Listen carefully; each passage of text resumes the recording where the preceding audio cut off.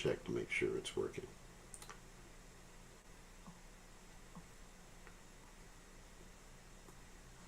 It's working.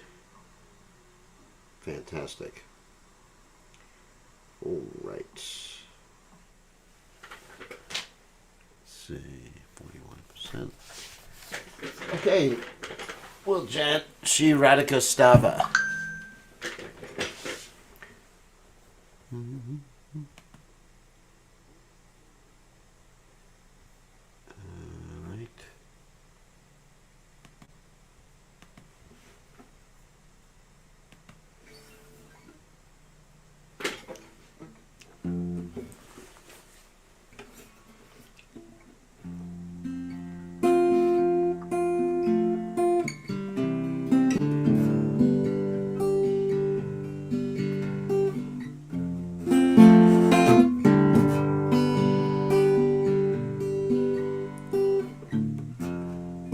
Radhe Jaya Jaya Ma Namaste.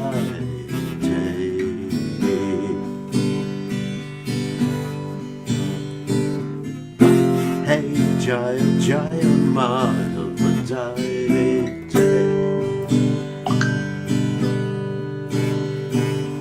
Gopura Taruni Mandala Maite.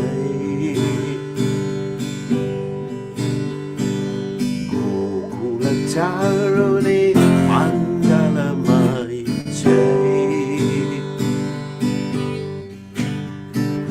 Radhe Jaya Jaya Madhavadaite. Radhe Jaya Jaya Madhavadaite.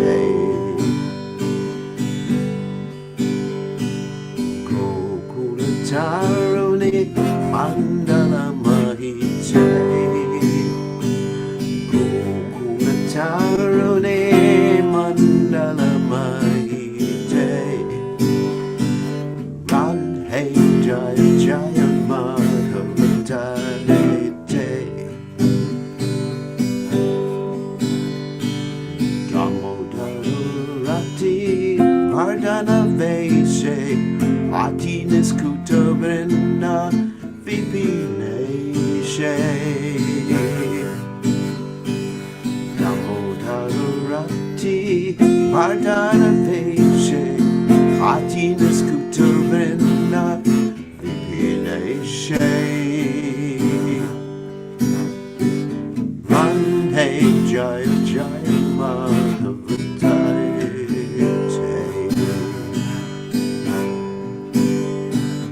Radhe Jaya Jaya Madhavadaite. Vishapanudani Navashashi Laike Lalita Lalita Saki Guna Ramita Vishake. Vishapanudati Navashashi Laike Lalita Saki Guna Ramita Vishake. Radhe Jaya Jaya Madhavadaite. Radhe Jaya Jaya Madhavadaite.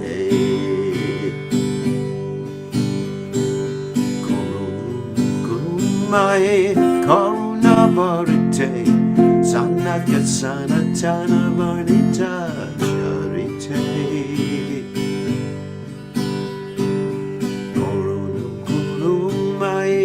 Karuna Bharate Sanaka Sanatana Vanita Charite. Radhe Jaya Jaya Madhavadaite. Radhe Jaya Jaya Madhavadaite.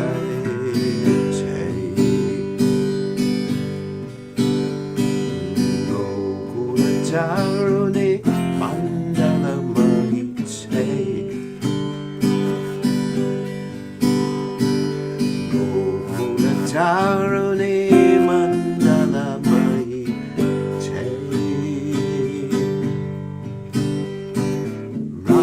Radhe Jaya Jaya Madhava Radhe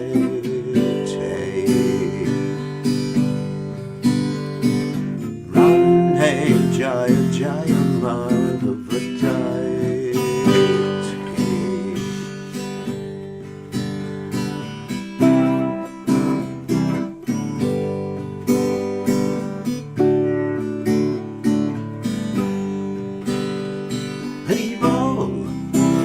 Hatibo, Hatibo, Hatibo, Nichai Go, Hatibo,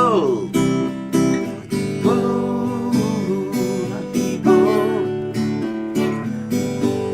Jaya Prabhupada, Prabhupada, Prabhupada, Prabhupada.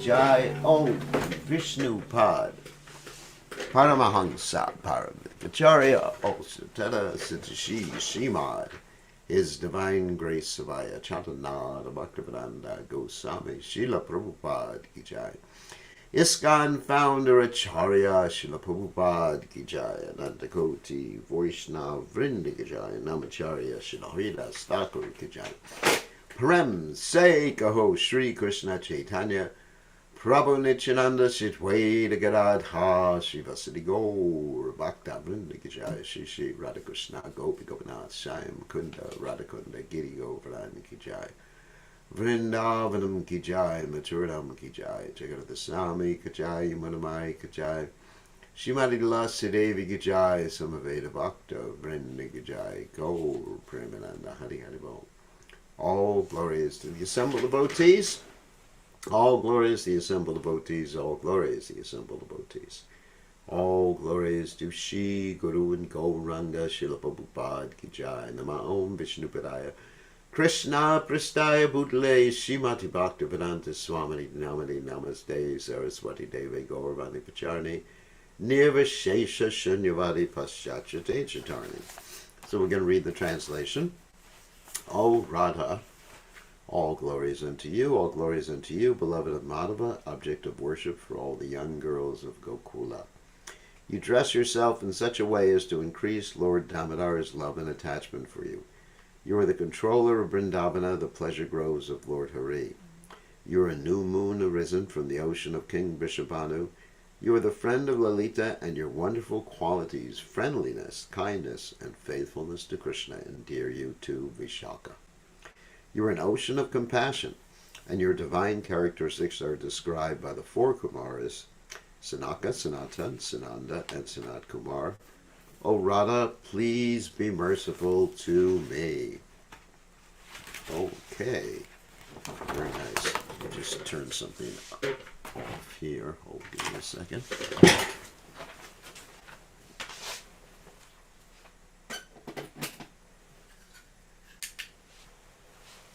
Okay.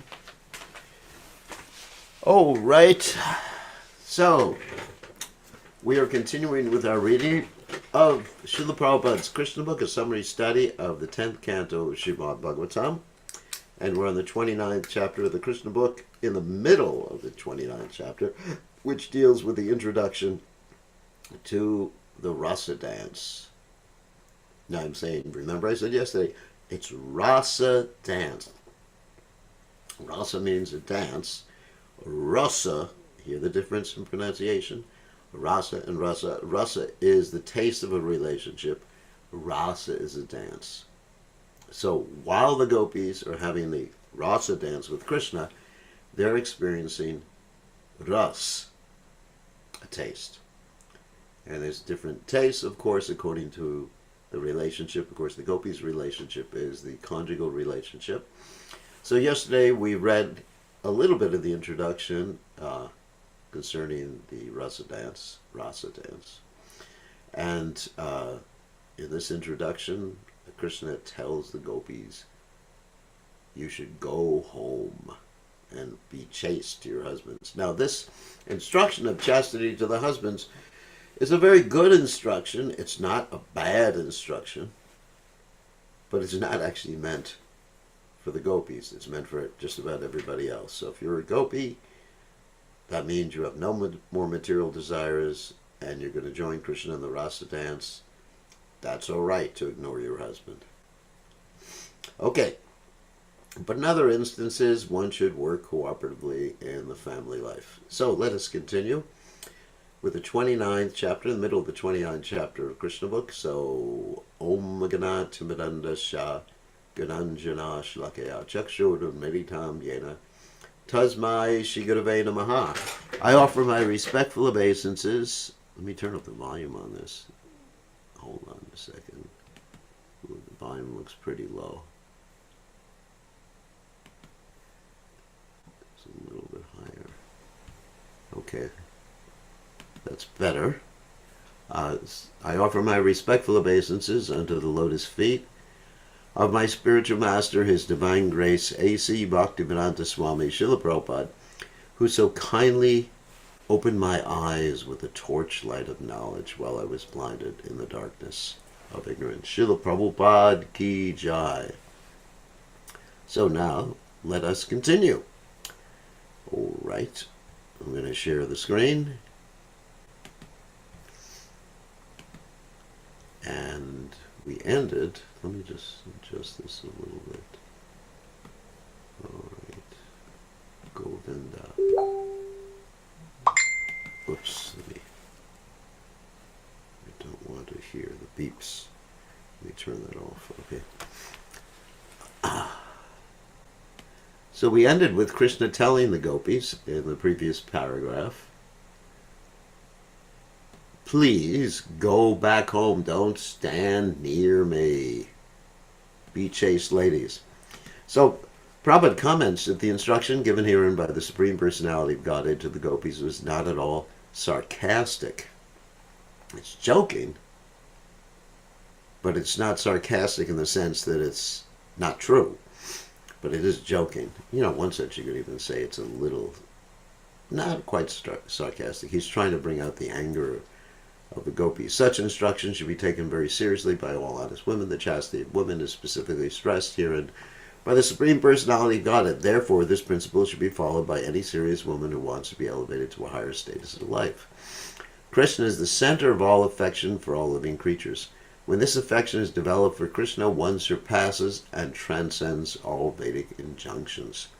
This was possible for the gopis because they saw Krishna face to face. This is not possible for any woman in the conditioned state.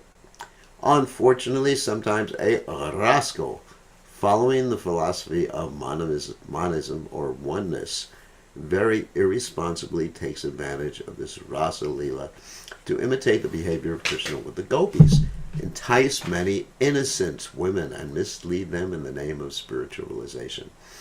As a warning, Lord Krishna has herein hinted that what was possible for the gopis is not possible for ordinary women.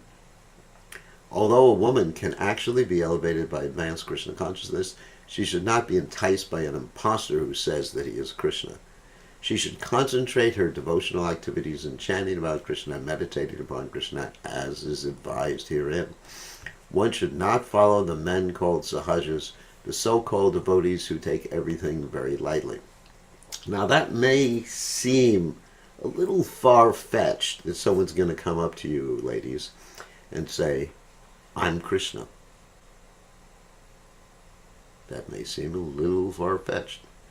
And usually it doesn't happen like that, except for in certain small villages in India where people are extremely naive. I mean, obviously, if someone came up to you and said, I'm Krishna or I'm Radharani, you know, hey, you better go see a psychiatrist.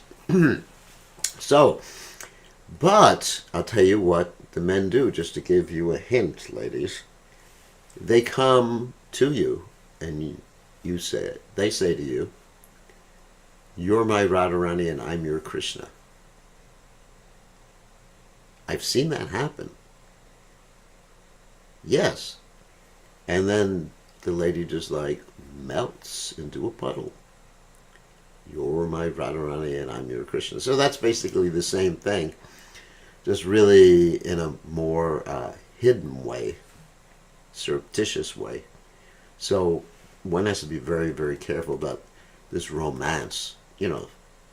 Sometimes people in romance say that we were married, life after life, from the last life must have been married. That is possible.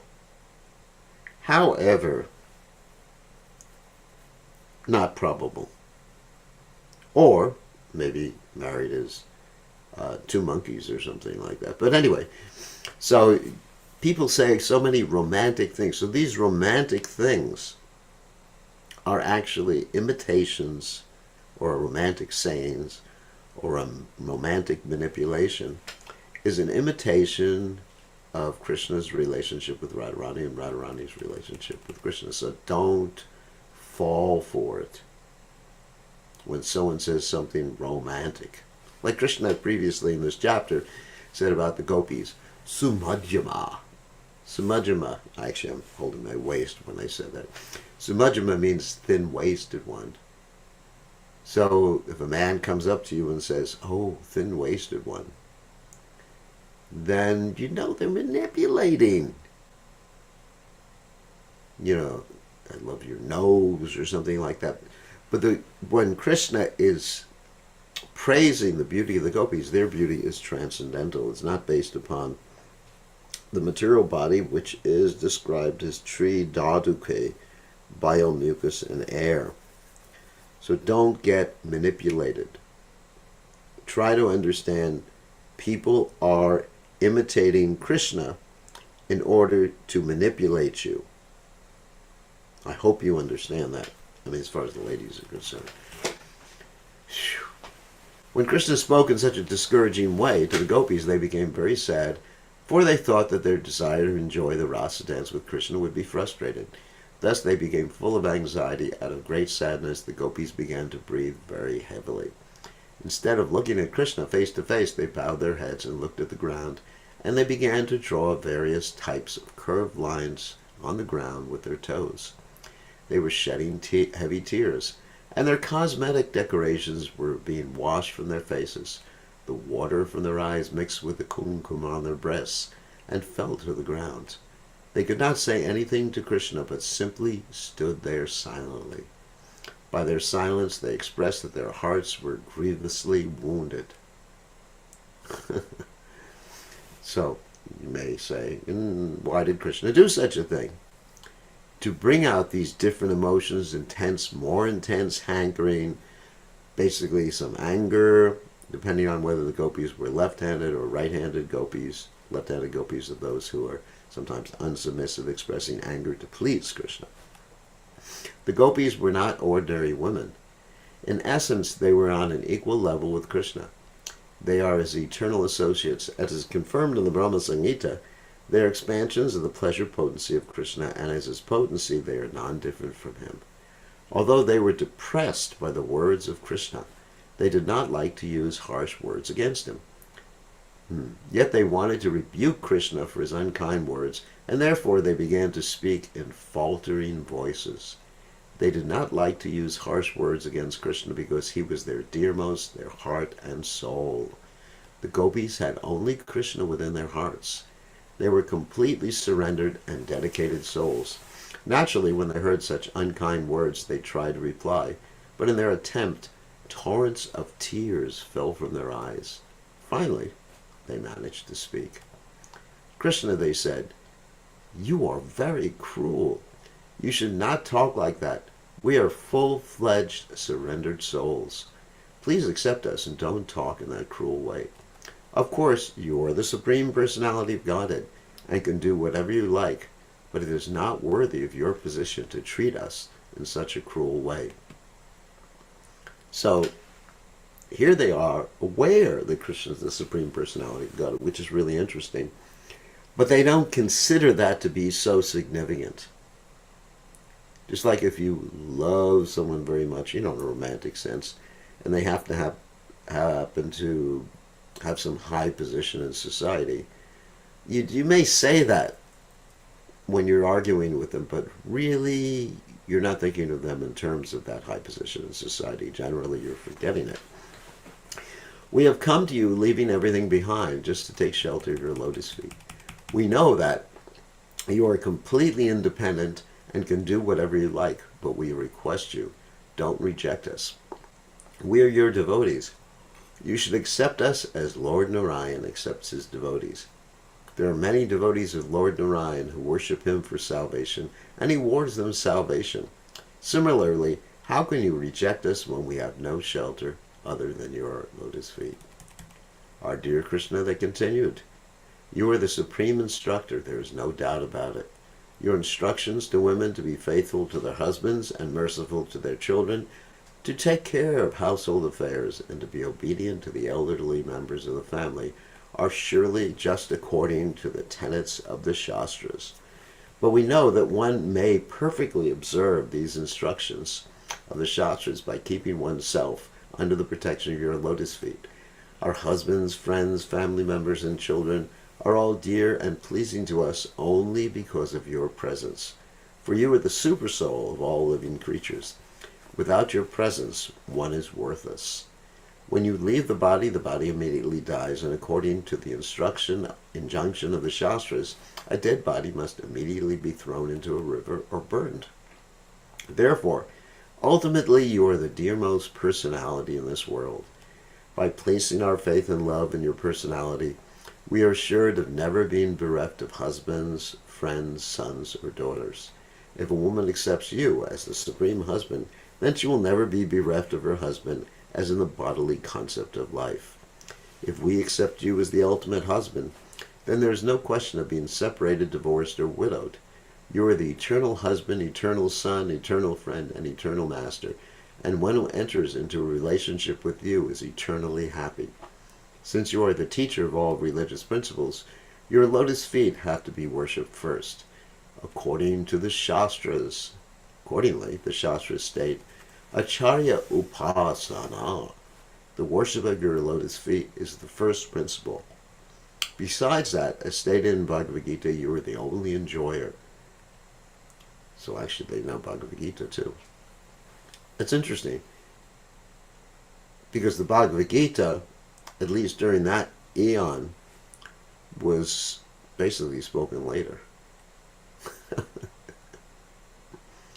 Of course, Bhagavad Gita is eternal. It was spoken originally to Vivaswan, Manu, Ikshvaku, etc. You are the only enjoyer, you're the only proprietor, and you are the only friend.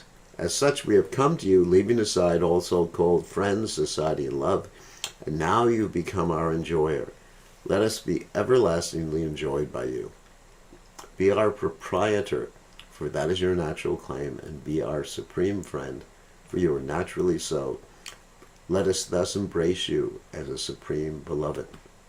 So I was thinking about this today, in terms of all these relationships we have in this world that, other than our spiritual relationships, we're talking about bodily relationships or friendships or whatever, mundane friendships, they're all very temporary. And when we leave this body, or other people leave their bodies, then that relationship will not be revived.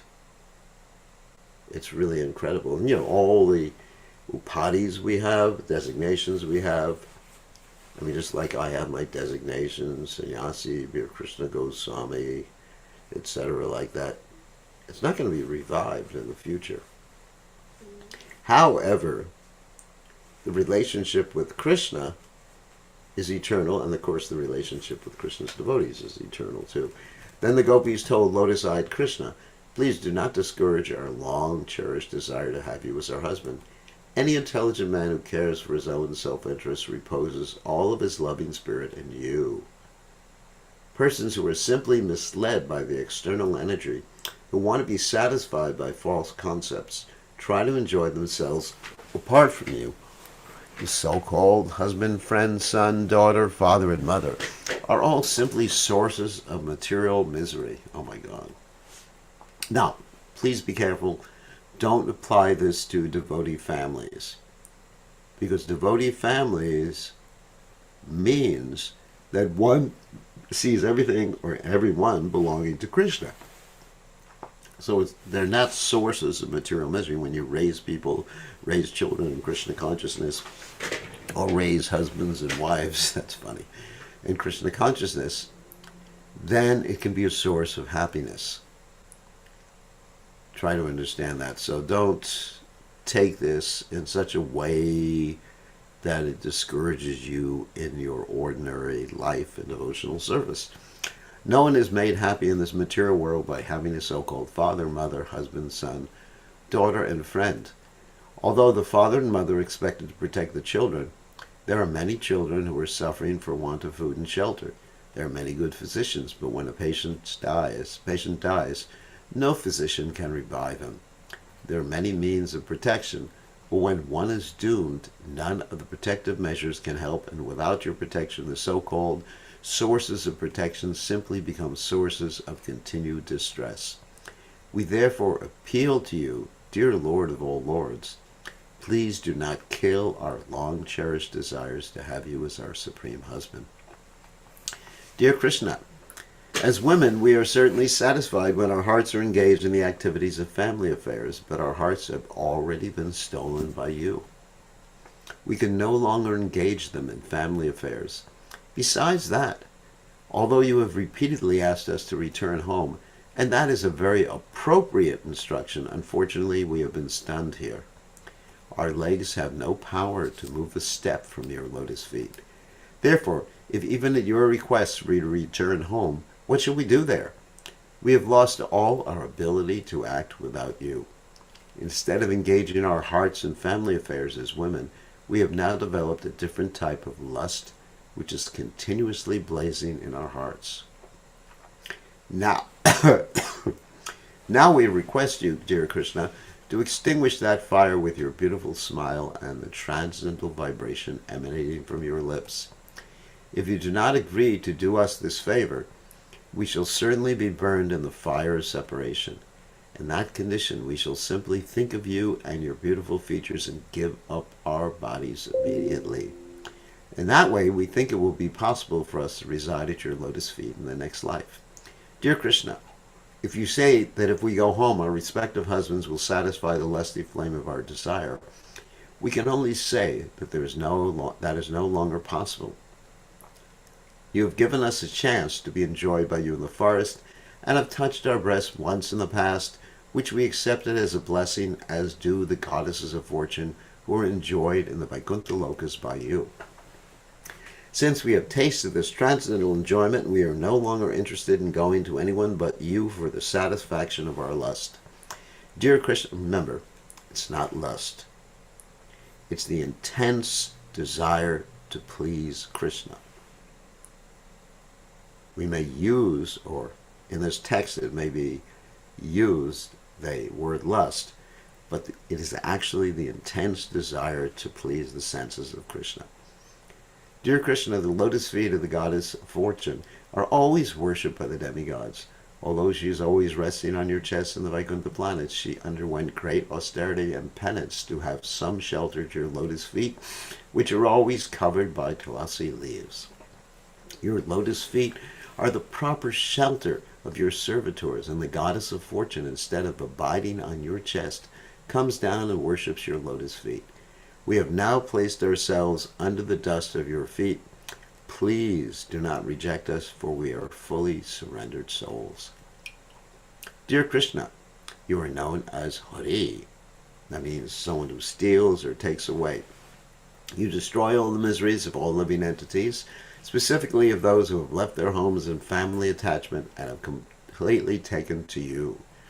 We have left our homes with the hope that we shall completely devote and dedicate our lives to your service.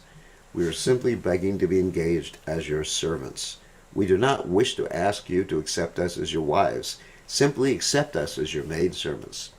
Since you are the Supreme Personality of Godhead and like to enjoy the Parikiya Rasa, that means the relationship, the unmarried relationships, and are famous as a transcendental woman hunter, we have come to satisfy your transcendental desires. We are also after our own satisfaction, for simply by looking at your smiling face we have become very lusty. We have come before you decorated with all ornaments and dress, But until you embrace us, all our garments and beautiful features remain incomplete. You are the Supreme Person. And if you complete our dressing attempt as the Purusha Bhushana, or the male ornament, then all our desires and bodily decorations are complete. In other words, they want to be the ornaments of Krishna. That's what it means, Purusha. Purusha, that means Krishna. Bhushana means the ornaments or qualities. So and it says, or male ornament. So they actually want to be the ornaments of Krishna, hang on Krishna. Dear Krishna, we have simply been captivated by seeing you with tilak and with earrings, and by seeing your beautiful face covered with scattered hair and bearing your extraordinary smile. Not only that, but we are also attracted by your arms, which always give assurance to the surrendered souls. And although we are also attracted by your chest, which is always embraced by the goddess of fortune, we do not wish to take her position. We shall simply be satisfied by being your maidservants. If you accuse us, however, of encouraging prostitution, then we can only ask, where is that woman within these three worlds who is not captivated by your beauty and the rhythmic songs vibrated by your transcendental flute? Within these three worlds, there's no distinction between men and women in relation to you, because both men and women belong to the marginal potency, or prakriti. Prakriti sometimes means feminine, but not necessarily feminine in relationship to the shape of one's body, but feminine in relationship to the Purusha, the supreme male, Krishna. In other words, subservient to Krishna. No one is actually the enjoyer or the male. Everyone is meant to be enjoyed by you. There's no woman within these three worlds who cannot but deviate from her path of chastity once she is attracted to you, because your beauty is so sublime that not only men and women, but also cows, birds, beasts, and even trees, fruits and flowers, everyone and everything become enchanted, and what to speak of ourselves. It is, however, definitely decided that as Lord Vishnu is always protecting the demigods from the onslaught of demons, so you have also advented in Vrindavan, just to give the residents protection from all kinds of distress. O dear friend of the distressed, kindly place your hand on our burning breasts as well as on our heads, because we have surrendered unto you as your eternal maidservants. If you think, however, that your lotus-like palms might be burned to ashes if placed on our burning breasts, let us assure you that your palms will feel pleasure instead of pain, as the lotus flower, although very delicate and soft, enjoys the scorching heat of the sun. Upon hearing the anxious plea of the Gopis, the Supreme Personality of Godhead smiled, and being very kind to the Gopis, the Lord, although sufficient, began to embrace them and kiss them as they desired. When Krishna, smiling, looked at the faces of the Gopis, the beauty of their faces became 100 times enhanced. When he was enjoying them in their midst, he appeared just like the full moon surrounded by millions of shining stars. Thus, the Supreme Personality of Godhead, surrounded by hundreds of Gopis and decorated with a flower garland of many colors, began to wander within the Vrindavan forest, sometimes singing to himself and sometimes singing with the Gopis. In this way, the Lord and the Gopis reached the cool, sandy bank of the Yamuna, where there were lilies and lotus flowers. In such a transcendental atmosphere, the Gopis and Krishna began to enjoy one another. While they were walking on the bank of the Yamuna, Krishna would sometimes put his arms around the Gopis' head, breast, or waist. Pinching one another and joking and looking at one another, they enjoyed. When Krishna touched the bodies of the Gopis, their lust to embrace him increased. They all enjoyed these pastimes. Thus the Gopis were blessed with all mercy by the Supreme Personality of Godhead, for they enjoyed his company without a tinge of mundane sex life. Remember, the Gopis' bodies were purely transcendental. Krishna's body is Satchidananda Vigraha. There's no question of it being equated with the type of sensations people feel in this material world by rubbing the sense of touch in different ways. Everything's different. It's a different quality. completely different quality and difficult for us to understand. So be careful projecting your mundane conception upon what is being described here. The Gopis, however, soon began to feel very proud, thinking themselves to be the most fortunate women in the universe, due to being favored by the company of Krishna. Lord Krishna, who was known as Keshava, could immediately understand their pride caused by the great fortune of enjoying him personally, and in order to show them his causeless mercy and curb their false pride, he immediately disappeared from the scene, exhibiting his opulence of renunciation. The Supreme Personality of Godhead is always full with 6 kinds of opulences, and this is an instance of the opulence of renunciation. This renunciation confirms Krishna's total non-attachment. He is always self-sufficient and is not dependent on anything. This is the platform on which his transcendental pastimes rest, are enacted. Thus ends the Bhaktivedanta purport of the 29th chapter of Krishna, the Rasa dance, introduction. In other words, Krishna doesn't need anyone else to be happy. Of course, Krishna is dependent on Radharani. Of course, we understand this is the one exception. And Radharani is dependent on Krishna. Radharani is the feminine counterpart of Krishna, and Krishna's masculine counterpart. So the absolute truth is actually Radha Krishna, 2 in 1. So it's really important to understand. So, but it's not that Krishna is dependent on anybody. Krishna can create unlimited beauties, just like that story of Nara, Narayan rishis, who were actually meditating. They were meditating, and Indra and the demigods decided to try to lure them into some sort of romantic conception with apsaras, and they sent some apsaras in springtime, and Narayan Rishi just yawned. And Narayan, there's 2 personalities, and then what happened is that Lord Narayan created more apsaras, beautiful girls from his body, and he said to the demigods, if you want one, you can take one back with you. And that one they took back with them, was Urvasi, who is the ornament of the heavenly planets.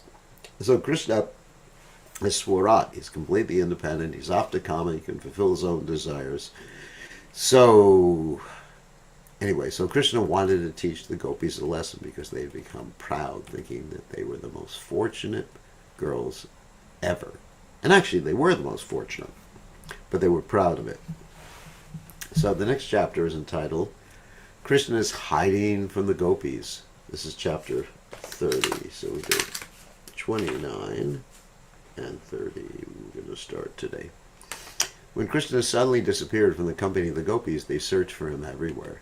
After not finding him anywhere, they became afraid and almost mad after him. They were simply thinking of the pastimes of Krishna in great love and affection. Being absorbed in thought of him, they experienced loss of memory, and with dampened eyes they began to see the very pastimes of Krishna, his beautiful talks with them, his embracing, kissing, and other activities. Being so attracted to Krishna, they imitated his dancing, his walking, and his smiling, as if they themselves were Krishna. Due to Krishna's absence, they all became crazy. Each one of them told the others that she was Krishna himself. Soon they all assembled together and chanted Krishna's name very loudly as they moved from one part of the forest to another, searching for him. Actually, Krishna is all-pervasive. He is in the sky and he's in the forest, he is within the heart, and he is always everywhere. The gopis, therefore, began to question the trees and plants about Krishna. There were various types of big trees and small plants in the forest, and the gopis addressed them. Dear banyan tree, have you seen the son of Maharaj Nanda passing this way, laughing and playing on his flute? He has stolen our hearts and gone away. If you have seen him, kindly inform us which way he has gone. Dear Ashoka tree, dear Naga flower tree and Champaka flower tree, have you seen the younger brother of Balaram pass this way? He has disappeared because of our pride. The gopis were aware of the reason for Krishna's sudden disappearance, They could understand that when they had been enjoying Krishna, they thought themselves to be the most fortunate women within the universe, and since they were feeling proud, Krishna disappeared immediately just to curb their pride.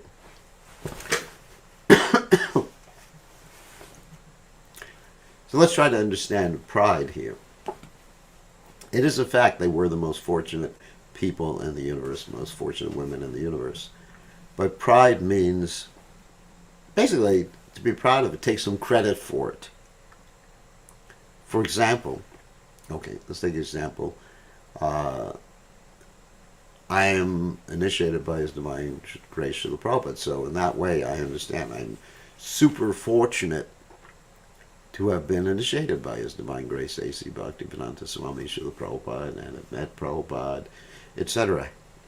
So, is that pride? Not necessarily. Because when I'm thinking I'm fortunate, I'm not thinking it's due to any quality of my own, any act of my own. Simply, it's Prabhupada's, as they say, causeless mercy. I mean, obviously, I was ready for that mercy, because it's not that everybody gets Prabhupada's mercy, and Krishna and Prabhupada, of course, are equal to everyone, as Krishna says in the Gita, Samoham sarvabhuteshu name dvesho sthina priyaha. However, I was ready for it, but I cannot say that I did anything to deserve it. It's simply mercy from His Divine Grace, Srila Prabhupada, His compassion. So, had I been thinking, oh, it is due to pass, and sometimes you hear this, devotees will sometimes say, I became a devotee because, many lifetimes I've been serving Krishna. I was a great yogi in my last lifetime. That is pride, that is pride. So there's a difference between recognition of one's exalted position, number one, and being proud of one's exalted position. Actually, if one understands the reason for one attaining an exalted position, it should make one humble. Krishna, it's very rare to be dancing with Krishna in the middle of the night. Krishna does not like his devotees to be proud of their service to him. He accepts everyone's service, but he does not like one devotee to proudly consider himself better than others. If sometimes there are such feelings, Krishna ends them by changing his attitude toward the devotee. The Gopis then address the Tulasi plants. Dear Tulasi, you are very much beloved by Lord Krishna because your leaves are always at his lotus feet. Dear Malati flower, dear Malika flower, dear Jasmine flower, all of you must have been touched by Krishna while he was passing this way after giving us transcendental enjoyment. Have you seen Madhava passing this way? O mango trees, O trees of jackfruit, O pear trees and asana trees, O blackberries and bale trees and trees of the kadamba flower, you are all very pious trees to be living on the bank of the Yamuna. Krishna must have passed through this way. Will you kindly let us know which way he has gone? The Gopis then looked upon the ground and they were traversing and began to address the earth. Dear earthly planet, we do not know how many penances and austerities you have undergone to be now living with the footprints of Lord Krishna upon you. You are very jolly. The hairs on your body are these jubilant trees and plants. Lord Krishna must have been very much pleased with you. Otherwise, how could he have embraced you in the form of Varaha, the boar? When you were submerged in water, he delivered you, taking the whole weight of your existence on his tusks. After addressing the innumerable trees and plants in the earth, they turned their faces towards the beautiful deer who were looking at them very pleasingly. It appears, they addressed the deer, that Krishna, who is the supreme Narayan himself, must have passed through this way along with his companion Lakshmi, the goddess of fortune. Otherwise, how is it possible that the aroma of his garland, which is smeared with a red kumkum from the breast of the goddess of fortune, can be perceived in the breeze blowing here? It appears that they must have passed through here and touched your bodies. and thus you are feeling so pleasant and are looking toward us with sympathy. Will you kindly therefore inform us which way Krishna has gone? Krishna is the well-wisher of Vrindavan. So the gopis here are experiencing like really intense separation, vipralamba. Remember, as Lord Chaitanya Mahaprabhu said, I'm considering a moment to be like a yuga cycle. In other words, they were just like intensely in transcendental pain, which is actually ecstasy. He is as kind to you as to us. Therefore, after leaving us, he must have been present in your company. O fortunate trees, we are thinking of Krishna, the younger brother of Balaram. While passing through here, with one hand resting on the shoulder of the goddess of fortune and the other hand twirling a lotus flower, he must have been very much pleased to accept your obeisances, and he must have glanced at you with great pleasure. Some of the gopis then addressed their gopi friends. Dear friends, why don't you question these creepers, who are so jubilantly embracing the big trees as if the trees were their husbands? It appears that the flowers of the creepers must have been touched by the nails of Krishna. Otherwise, how could they feel so jubilant? After searching for Krishna here and there, the gopis became fatigued, and they then began to talk like mad women. They could satisfy themselves only by imitating the different pastimes of Krishna. One of them imitated the demon Putana, and one of them imitated Krishna and sucked her breast. One gopi imitated a hand-driven cart, and another gopi lay down beneath the cart, threw up her legs, touching the wheels of the cart as Krishna did to kill the demon Shakatasura. One gopi imitated child Krishna and lay down on the ground, and one gopi became the demon Trinavarta and carried the small child Krishna by force into the sky. And one of the gopis began to imitate Krishna while he was attempting to walk, ringing his ankle bells. Two gopis imitated Krishna and Balarama, and many others imitated their coward boyfriends. One gopi assumed the form of Bakasura, and another forced her to fall down as the demon Bakasura did when he was killed. Similarly, another gopi defeated Vatsasura, just as Krishna used to call his cows by their different names, so the gopis imitated him, calling the cows by their respective names. One of the gopis began to play on a flute, and another praised her the way Krishna's boyfriends praised him while he played on his flute. One of the gopis took another gopi on her shoulders, just as Krishna used to take his boyfriends. Absorbed in thoughts of Krishna, the gopi who was carrying her friend began to boast that she herself was Krishna. All of you just see my movement. One of the gopis raised her hand with her covering garments and said, Now don't be afraid of the torrents of rain and severe hurricanes. I'll save you. In this way she imitated the lifting of Govardhan Hill. One gopi forcibly put her feet on the head of another gopi and said, You rascal Kaliya, I shall punish you severely. You must leave this place. I have descended to this earth to punish all kinds of miscreants. Another gopi told her friends, Just see, the flames of the forest fire are coming to devour us. Please close your eyes, and I shall immediately save you from this imminent danger. In this way, all the gopis were madly feeling the absence of Krishna. They inquired about him from the trees and plants. In some places, they found the imprints of the marks of the soles of his feet, namely the flag, the lotus flower, the trident, the thunderbolt, etc.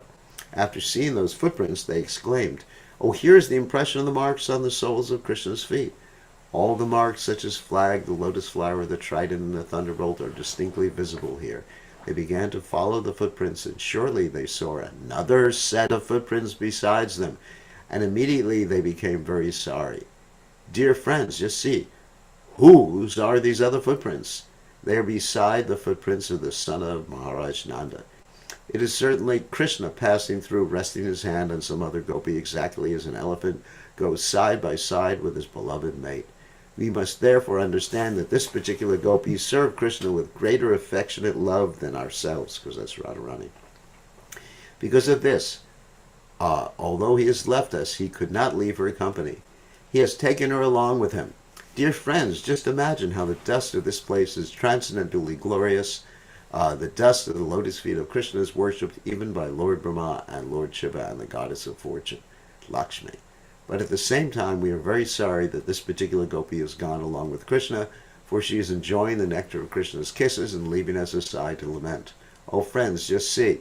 At this particular spot, we do not see the footprints of that gopi. It appears that because there were some pinpricks from the dried grass, Krishna took Radharani on his shoulder. Oh, she is so dear to him.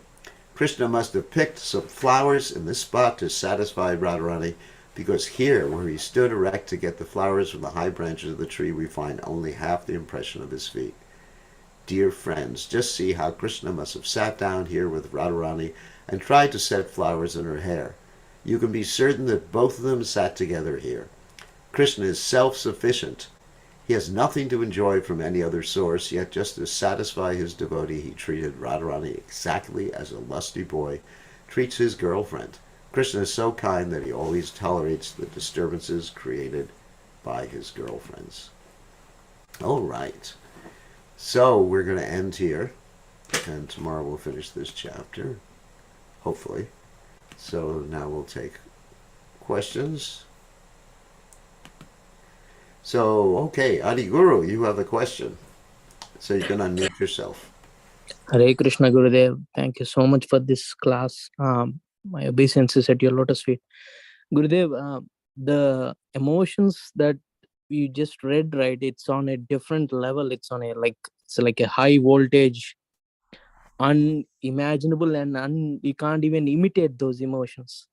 Yes. So I was just thinking, on that occasion, like in order to understand the mood and respect that mood of gopis, I mean, I'm not sure if why we at ISKCON do not observe the Sharad Purnima. Is there a reason behind it? Oh, we do observe it.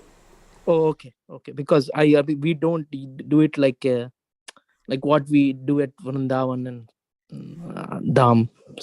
Yeah, we definitely observe it. I mean, we don't. Certain temples there may not be any like special festival, but we talk about it and we glorify Krishna and the gopis.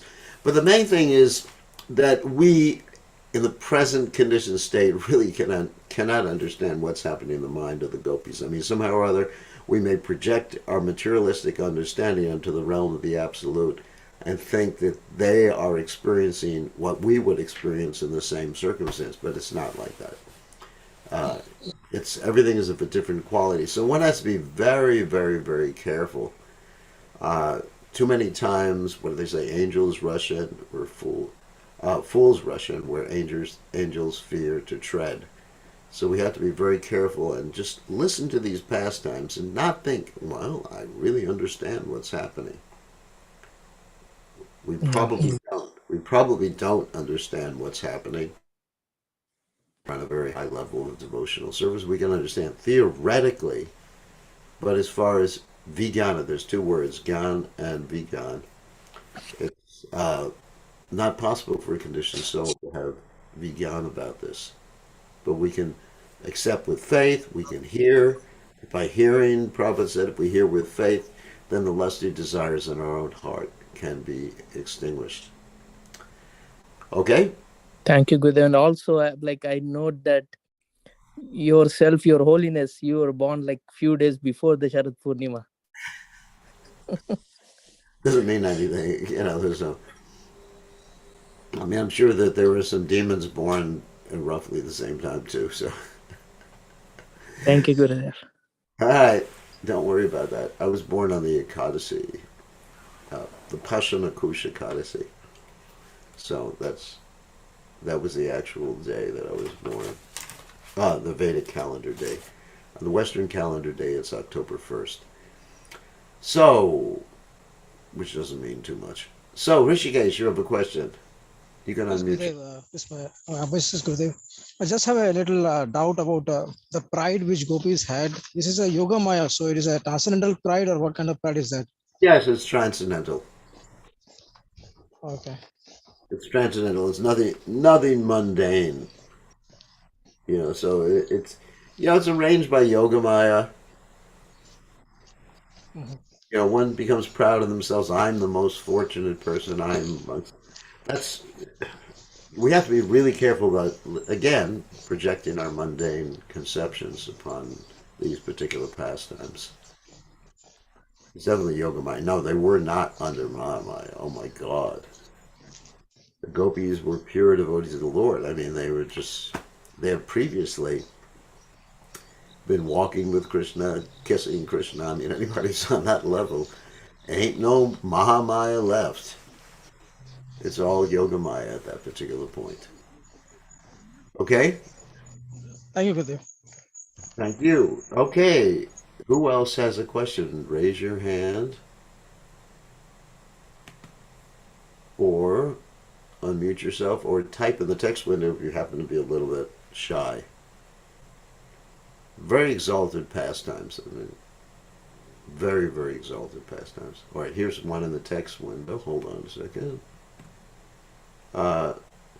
If you could please help me understand, one may think that since the gopis are direct expansions of Srimati Radharani, and thus it's easier for them to fully surrender to Krishna, but for Jiva soul it's a big challenge because the tendency to come under the influence of material energy. Is it true that Jiva soul cannot perfectly love Krishna, but his soul, Jiva soul's perfection, somehow engaged in loving devotional service? Some of the gopis were Jiva souls. That was described previously in this particular chapter. That some of the gopis are the Nitya gopis, Nitya Siddha gopis, the direct expansions of Radharani. Some of them are Jiva souls that are Nitya Siddha, and some of them are Sadhana Siddha gopis. For example, there's the famous story about the sages in the Dandakaranya forest who were very attracted to Lord Ramchandra, but they were very attracted to Lord Ramchandra in a conjugal way, not in a physical way. When we talk about conjugal, it's something that's very spiritual. And Lord Ramchandra, of course, Lord Ramchandra is Krishna, and his body is Satchidananda Vigraha too. So Lord Ramchandra said, no, in this particular incarnation, you should not think of me like that because Ekapatni Vrata. I only have one wife, and that is Sita Devi. So those were Jiva souls, those different sages in Dandakaranya forest, and they actually took part in the Rasa dance. And Prabhupada commented previously in this chapter, or the previous chapter, sorry, that many souls who become Krishna conscious, they actually take birth wherever Krishna's pastimes are taking place. So there are Jiva souls involved in these particular exchanges. Radharani, of course, is not Jiva soul. She is Shakti, expansion. She's not an expansion. She's the Adi Shakti, the original Shakti of the Supreme Personality of God. So it is possible for a Jiva soul to be perfect in love of Krishna. Yes, it is very possible. So here's another question: should we read the Ujjvala Nilamani? That's for liberated people only. I think first of all we have to become quite expert in Prabhupada's books. I mean, I know very few devotees, if any, who are expert, understand Prabhupada's books perfectly, Bhagavad Gita perfectly, Upanishad perfectly, Bhagavatam perfectly. I mean, there's so much there. So, and in the Bhagavatam, everything's there. So, I'm not saying it's prohibited to read Ujjvala Nilamani, but it is a postgraduate study of nectar devotion. First of all, you should understand all the rasas and nectar devotion, and the uparasas, and the mixing, that is the mixing of the rasas, and all that other nice stuff in nectar devotion. Then you can start to think about Ujjvala Nilamani. In other words, better not. Here's another question. Dhruva Maharaj's pastimes, Ashtanga Yoga is mentioned 2 times at the beginning and the end. Why Ashtanga Yoga in the end? Ashta Anga Yoga means the eightfold yoga process, because that was the process of that particular yuga. And in different yugas, there's different processes of self-realization. Yam, niyam, asana, pranayam, Pratyahara, Dharana, Jhana, Samadhi. And in Bhakti, we have sometimes roughly equivalent practices. We have negative injunctions, positive injunctions. Sometimes it's said you should sit, uh, breathe in a certain way. It's not as necessary, of course, as it is in Ashtanga Yoga. Okay, I think we should end now. And we'll continue with this hopefully tomorrow. This is a very exciting part of the Srimad Bhagavatam, of the 10th canto of Srimad Bhagavatam. Very, very enlivening. So thank you very much. All glories to His Divine Grace, Srila Prabhupada. Srila Prabhupada.